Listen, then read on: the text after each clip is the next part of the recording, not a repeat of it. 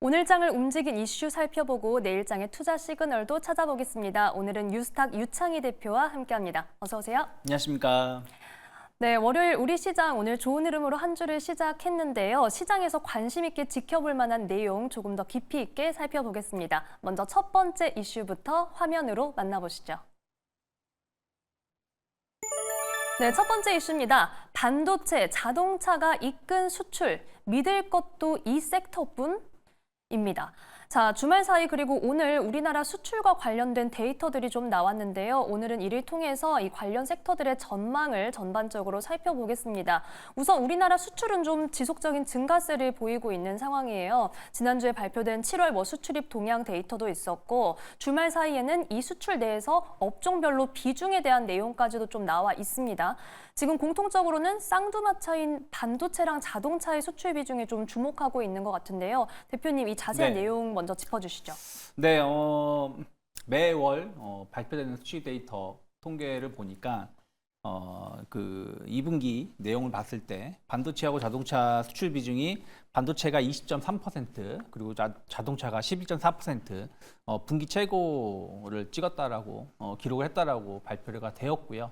합산만 보더라도 자동차가 31.7% 그리고 반도체가 죄송합니다. 합산 비중 역시 31.7%로 역대 최고치를 기록을 했습니다. 화면에도 나와 있습니다만은 이게 지금 작년부터 계속 늘어나고 있는 상황이거든요. 특히 이제 반도체 같은 경우는 작년 하반기 이후에 HBM 반도체 수출량이 급격히 늘어나고 있고요. 또 레거시 반도체 가격도 상승을 하면서 이 반도체 그 수출 증가율이 올해 들어서 엄청나게 늘어나고 있고 이런 것들이 좀 반영되고 있다고 보시면 되겠고요.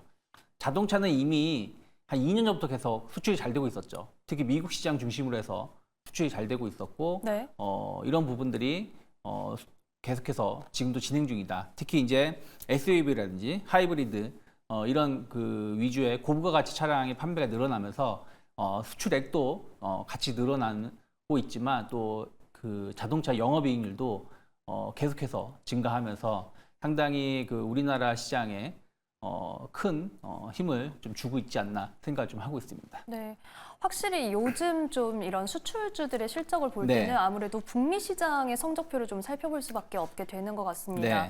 특히 이 반도체 그리고 자동차 수출 강국의 입지를 공고히 하는 것도 좋지만 이제 전반적으로 다른 섹터에서도 두루 뒷받침이 되어주는 것도 중요할 텐데요. 사실 최근에 실적 추이를 보면서 다른 섹터에서도 수출 증가세를 기대할 수 있지 않을까 싶은데 어떤 섹터 좀 함께 살펴보면 좋을까요? 사실은 작은 섹터를 본다면 미용 쪽이죠. 화장품 같은 경우가 상반기에 한 48억 2천만 달러 정도 수출을 기록을 했는데 이게 역대 최대치였습니다. 그래서 올해 기준으로 연간 100억 달러 수출이 가능하지 않겠는가 하는 기대감들이 좀 있고요. 이건 역시 마찬가지로 중국 시장은 한 14% 정도 좀 줄어들었지만 오히려 미국이라든지 일본 같은 경우는 상반기에 보면은 미국이 61.1%, 일본 같은 경우가 21.5% 이렇게 급증할 정도로 상당히 비중국향 쪽에서의 어떤 수입이 늘어나고 있거든요. 우리나라 한국산의 화장품을. 그래서 이런 것들이 수출 증가에 큰 요인이 되고 있다고 생각하고 있고요. 그리고 이제 조선주 역시 마찬가지로 지금 대부분의 기업들이 올해 목표치를 이미 상반기에 달성을 한 상황이거든요. 그렇기 때문에 하반기에 추가적으로 수주 소식이 전 대규모 수주 소식이 계속 나올 거라 생각을 좀 하고 있습니다. 그렇다면 충분히 그 하반기에도 조선 섹터에서의 어떤 수주 증가, 수출 증가에 대한 어떤 기대감들이 충분히 나올 수 있지 않을까 생각을 좀 하고 있습니다. 네, 사실 화장품주와 조선주가 올해 초부터 좋은 흐름을 보여주기도 했는데 그래도 하반기에도 이 숫자가 찍히기 때문에 기대해볼 만하다 이렇게 같이 기대감을 좀 전해주셨습니다. 저희가 이 한은의 시점도 같이 체크를 해볼게요. 오늘 한국은행에서 주력 산업 모니터링 보고서가 나왔습니다. 여기에서도 좀 비슷하게 반도체와 자동차에 주목을 좀 했고 그런데 반면 부진을 우려하는 섹터도 좀 분명하게 언급을 했더라고요. 그래서 저희가 이 섹터들도 함께 짚어보면서 주가의 향방도 함께 좀 전망을 해주시면 좋겠습니다.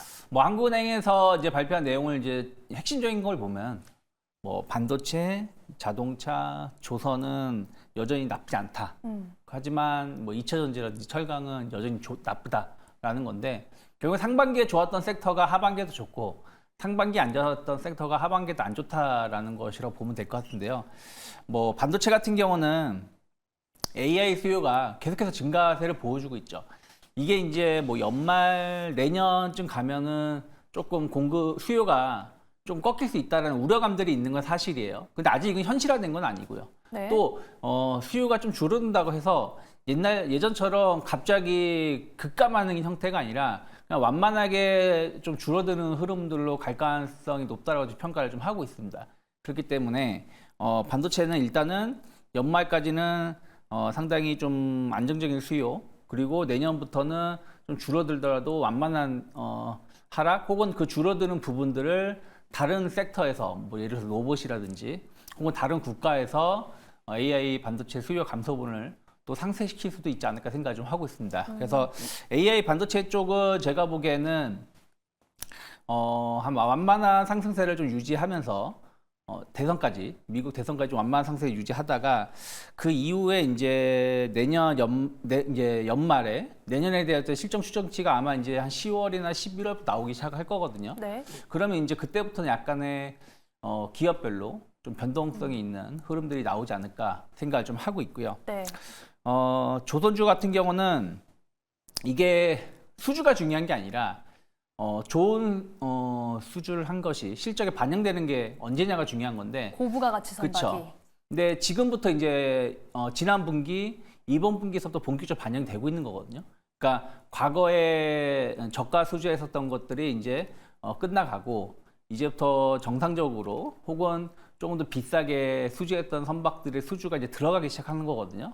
그래서 그런 부분들이 반영되는 것이기 때문에 조선주들은 제가 봤을 때는 뭐 내년까지도 이 실적 증가세는 더 이어질 가능성이 높다 생각 좀 하고 있어요. 그래서 주가는 지금 많이 오른 것 같지만 더 올라갈 수 있는 룸은 열려 있지 않을까 생각을 좀 하고 있고요. 그러면 진입도 가능합니까? 전 충분히 기간 조정, 지금 기간 조정 주고 있는, 물론 이제 가격 조정 시장이 안 좋다 보니까 크게 네. 조정됐다가 다시 올라왔지만 길게 전체적으로 본다라면 최근 뭐 한 3주 한 달 정도는 행보거나 마찬가지예요. 그러면 뭐 충분히 분할 매수할 수 있는 구간이 아닌가 생각을 좀 하고 있습니다. 그래서 조선주들 역시 좀 긍정적으로 좀 평가를 좀 하고 있고요. 네.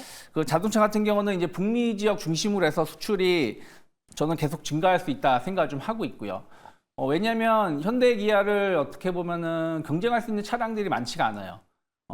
하이브리드 하면은 사실은 도요타 최대 경쟁 기업이 도요타인데 지금 엔고 현상이잖아요. 이제 그렇죠. 예전랑 다르. 예전에 엔저 현상이라면 지금은 엔고 현상인데 엔달러 환율로 기준으로 1엔이 강세를 띄었을 때 도요타는 연간 500엔의 적자를, 그러니까 영업이익이 줄어든다고 합니다.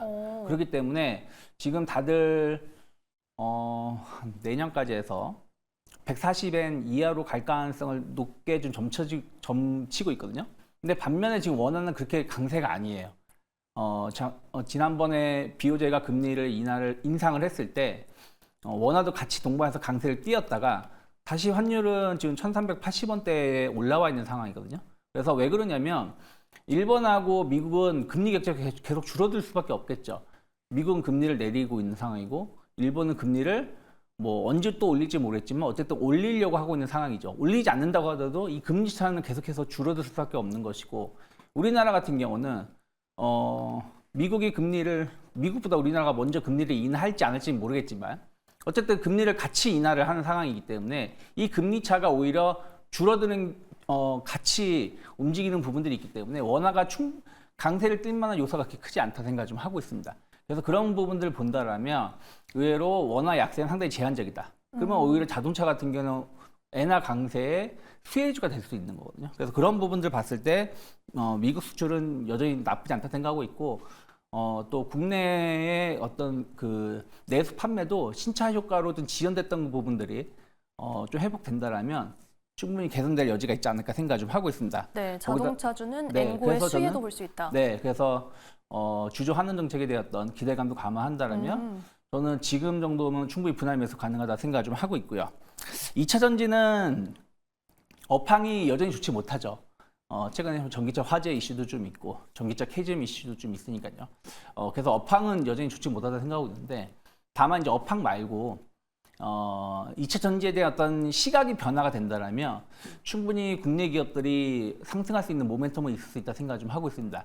무슨 얘기냐면 중국을 포함한 글로벌 시장에서의 배터리 점유율을 본다라면 중국 기업들이 중국이 한 68%, 우리나라 기업이 한 37% 정도 차지하는 걸로 제가 알고 있는데 중국을 제외하고 나서 글로벌 시장의 점유율을 본다라면 중국이 한 4%까지 떨어집니다. 그리고 오히려 우리나라 기업의 점유율이 한 48%대까지 좀 더 높게 나오는 경우가 있어요. 중국의 점유율이 30% 이하로 30%에서 34%대까지 발생하고 우리나라 점유율이 46%대이기 때문에 여전히 높다라는 거죠. 그 얘기는 무슨 얘기냐면 중국산 차량들이 뭐 유럽을 제외하고는 많이 판매가 되지 않고 있다는 건데 이제 만약에 우리나라에서 발생한 이 저가 배터리의 화재가 글로벌 시장에서도 만약 이슈가 된다면 지금 어쨌든 중국 규제에 다들 지금 집중하고 있기 때문에 중국산 배터리보다는 한국산 배터리의 선호도가 더 높아질 수 있다 생각을 좀 하고 있습니다. 그래서 이런 부분들이 조금 더 얼마나 좀 확산될 수 있는지 그래서 이런 것들이 한국산 배터리 얼마나 빠르게 대체될 수 있는지 여부가 앞으로 하반기에 얼마나 크게 이런 운동이 얼마나 발생할 수 있는지를 좀 지켜보면 좋겠고요. 그리고 철강은 사실은 중국 경기가 살아나지 못하면 같이 못 갈 수밖에 없다 생각을 좀 하고 있어요. 그래서 여전히 좀 지금 몇 년 동안 지금 업황이 좋지 못한데 당분간은 이러한 분위기는 좀 더 이어질 수밖에 없지 않을까 생각하고 있습니다. 네, 지금 이 한국은행에서 모니터링 보고서에 나온 이 섹터별 전망 그리고 주가의 향방까지 좀 같이 짚어봤습니다. 조선과 자동차 같은 경우는 지금 분할 매수도 가능한 구간이다. 앞으로도 좋을 것이다. 특히 자동차 같은 경우는 엔고의 수혜를 볼 수도 있다. 이렇게 분석을 해주셨고요. 다만 이 보고서에서도 좀 흐린 전망을 내놨던 2차 전지와 철강 같은 경우는 2차 전지는 특히 좀 투심이 개선될 수 있는지 최근의 이슈의 향방을 좀 지켜봐야 된다. 이렇게 정리를 해주셨습니다.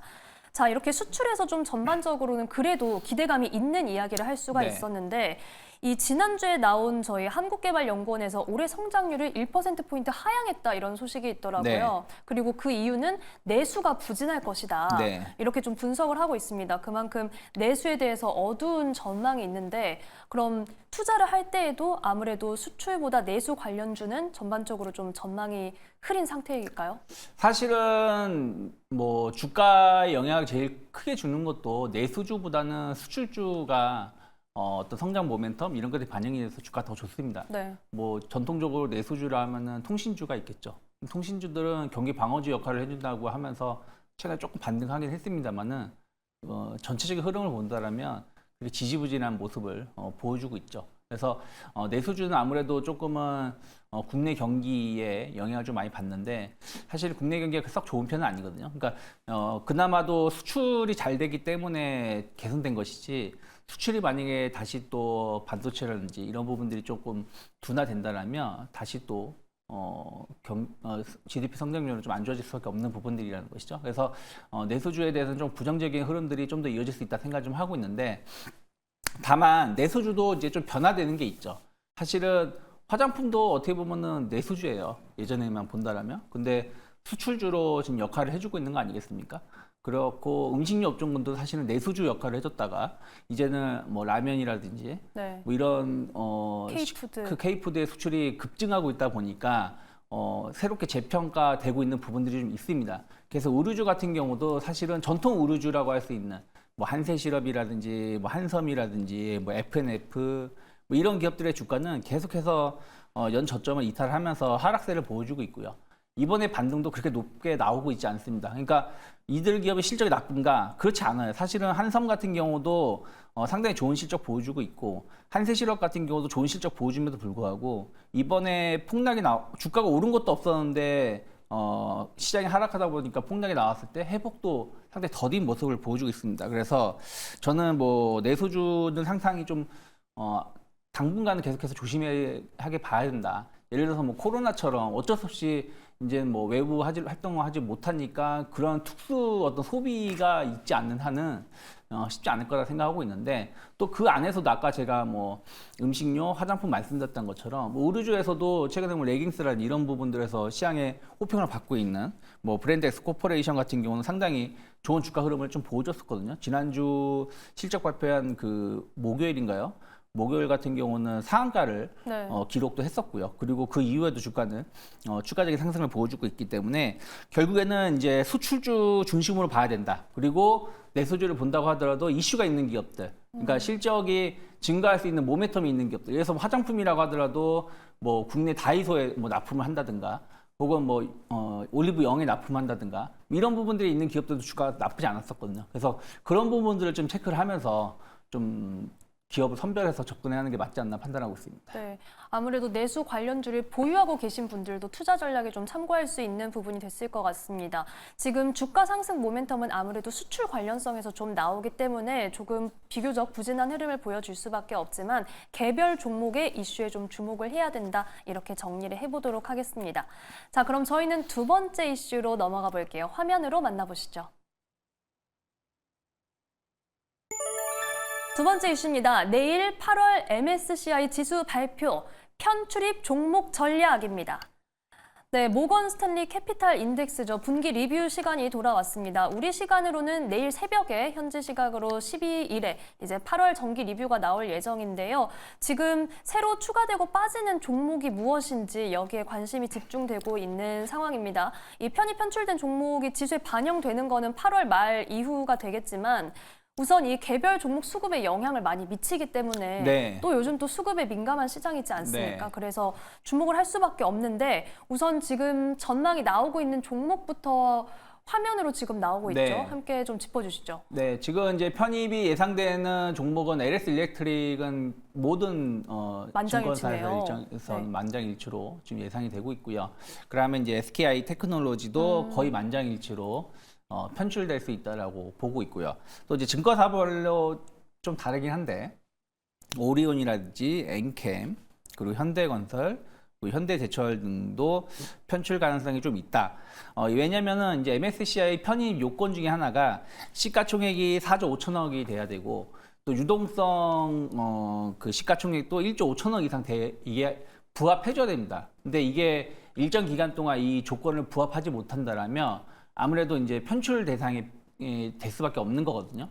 근데 이제 최근에 국내 증시는 뭐 이번 달만 조정이 나온 게 아니라 올해 전체적으로 약간 코스닥 같은 경우 부진한 모습을 보여주기도 했었고, 코스피도 7월부터 어떻게 보면 조정이 나오기 시작을 해가지고 거기다 이번에 좀 큰 조정이 나오다 보니까 뭐 시가총액 면이라든지 또 일간 유동성 하루 거래량 측면에서도 조금 조건에 부합하지 못한다라면 아마 추가적으로 편출될 수 있지 않겠느냐는 어떤 걱정이 좀 있는데, 이게 지금 작년에는 109개였습니다. 우리나라 종목 수가. 네. 근데 이번에 이제 SKI 테크놀로지가 편취가 된다라면 98개로 줄어들게 되는 것이고, 만약에 추가로 아까 이제 어떤 증권사들은 뭐 엔캠, 뭐 오리온, 현대제철 이런 기업을 이제 편출될 수 있다라고 말을 하고 있는데, 이들 기업이 편출이 된다라면 아무래도 96개까지도 감소할 수 있다라는 전망이 나오고 있습니다. 그래서 일단은 편입되는 기업들은 결국에는 이제 시장에서 호응하고 있는 기업들이겠죠. 뭐 AI 데이터 센터 이걸로 인해서 변압기 수요가 급증하고 있다 보니까 뭐 LS 일렉트릭, 뭐 현대 일렉트릭도 편입되었지만 LS 일렉트릭도 편입을 이번에 하게 될 것으로 지금 다들 전망을 하고 있는 거고요. 하지만 아까 우리가 2차전지 말씀드렸지만 2차전지가 계속해서 업황이 안 좋고 실적이 안 좋다 보니까 주가가 하락하다 보니까 네. 분리막을 생산하는 이 SKI 테크놀로지도 역시 그 조건에 부합하지 못하면서 편출이 예상이 되고 있는 거고, 엔캠도 역시 마찬가지로 최근에 주가가 좀 크게 하락하다 보니까 편출 예상이 되고 있습니다. 그래서 중요한 거는 이제 아까 말씀드린 것처럼 MSCI의 한국 지수 종목 수가 줄어들게 된다라면 아무래도 이제 패시브 자금이 들어오는데 그 금액 자체가 줄어들 수 있다 보니까 좀 시장이 좀 방어를 해줄 때 큰 자금이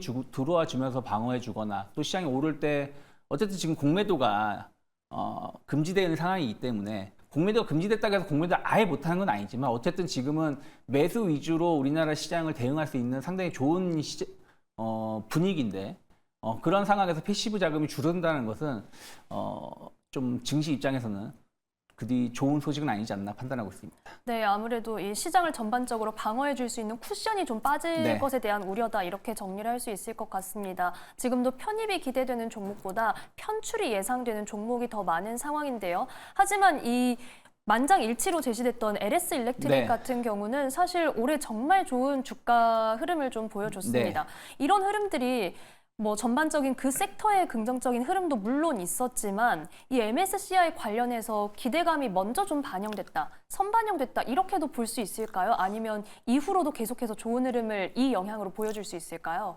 저는 일부 선 반영된 것도 일부 있었다 생각을 좀 하고 있어요. 하지만 어찌되었든 주가가 최근에 자이든 타이든 주가가 하락한 거 아니겠습니까? 지금 지난 실적 7월 24일 이후에 주가가 17만 4천 원까지 거의 36% 급락이 나왔습니다. 이것도 저점에서 반등을 준 상황이었던 거죠. 반등을 주기 전에는 40% 이상 하락을 했는데 이게 LS 일렉트릭이 어떤 문제가 있어서 하락했다라기보다는 시장이 안 좋아서 하락한 게 크죠. 그쵸. 물론 이제 변압기 시장이 현대 일렉트릭이 너무 눈높이를 높여놓은 부분도 있겠지만 사실은 대부분 변압기 업체들이 실적이 좋았거든요. 그래서 그런 거 감안한다면 저는 이미 주가는 많이 빠졌다. 그래서 MSCI에 대한 어떤 편입 기대감은 반영되어 있다고 하더라도 지금은 주가에는 반영이 안 되어 있다 생각을 좀 하고 있기 때문에 뭐 MSCI에 편입이 된다고 했을 때 충분히 어떤 저가 매수세는 살아있지 않을까 생각하고 있습니다.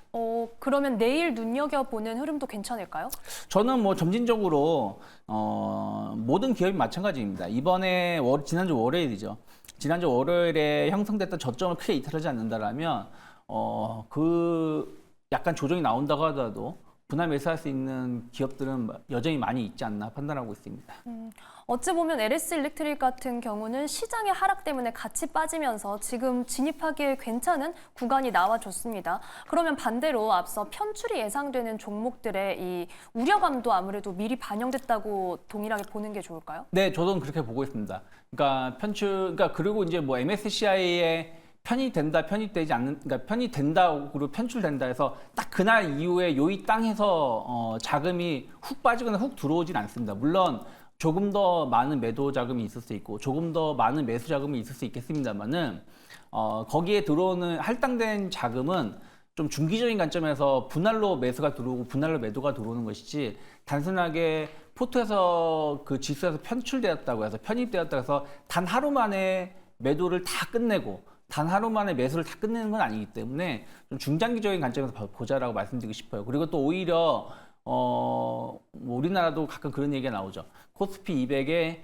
편입되었을 때 장단점, 편출되었을 때 장단점이 좀 있기 때문에 꼭 무조건 MSCI에서 편출됐다고 해서 무조건 나쁘게만 볼 수 있을까? 저는 그것도 아니라고 보고 있습니다. 그래서 결국엔 실적이 얼마나 이제 앞으로 개선될 수 있는 여지가 있느냐 그런 걸 보면서 선택을 해야 되지 않을까 판단하고 있습니다. 네, 앞으로의 전망을 보는 어떤 지표로 삼을 수는 있겠지만 그게 전부는 아니다. 좀 이렇게 정리를 해볼 수 있을 것 같습니다. 자, 그러면 오늘 두 가지 이슈 내용 이렇게 정리해 보도록 하고 내일장 눈여겨보면 좋을 종목, 어떤 종목을 보면 좋을까요? 네, 사실은 이제 오늘 지난주까지 강했었던 섹터 조선주하고 바이오주가 오늘 좀 쉬어가는 모습이었거든요. 네. 저는 이제 상당히 중요한 위치라 생각을 좀 하고 있기 때문에 내일이나 내일 모레 이 두 섹터가 좀 힘을 좀 내야 되는 시점에 있지 않나 생각을 좀 하고 있습니다. 그래서 바이오 섹터 알테오젠을 좀 가지고 나왔습니다. 그래서 알테오젠을 좀 본다라면 이번에 이제 인간 히알루로니다제 그 기술력이 확인이 되었죠. 그래서 이 기술력을 보유한 회사는 할로자임이라는 회사하고 알테오젠 두 곳뿐입니다. 근데 많은 기업들이 이제 할로자임 회사하고 협약을 그 기술 협약을 맺어 있는 상황이죠. 그런데 이제 머스크사만 유일하게 알테오젠하고 기술 계약을 맺고 있는 상황인데 그 부분이 이제 앞으로 더 부각될 수 있다 생각을 좀 하고 있고요.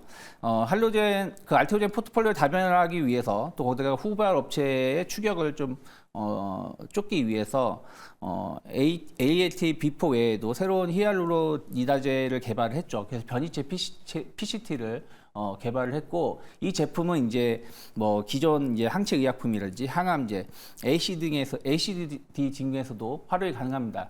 특히 ADC 같은 경우는 그 히알루로니다제가 없으면은 피부 주사제로 만들 수가 없는 제품이거든요. 그래서 이 기술력이 상당히 중요하기 때문에 이번에 이제 알테오젠의 이 변이 PCT는 상당히 중요한 역할을 앞으로 해줄 수 있고, 이것이 이제 지난번에 산도스하고 SC 제형 관련돼서 그 기술 수출에서 변경 옵션 그 계약을 했었던 거에 중요한 역할을 해주지 않았나 생각을 좀 하고 있습니다.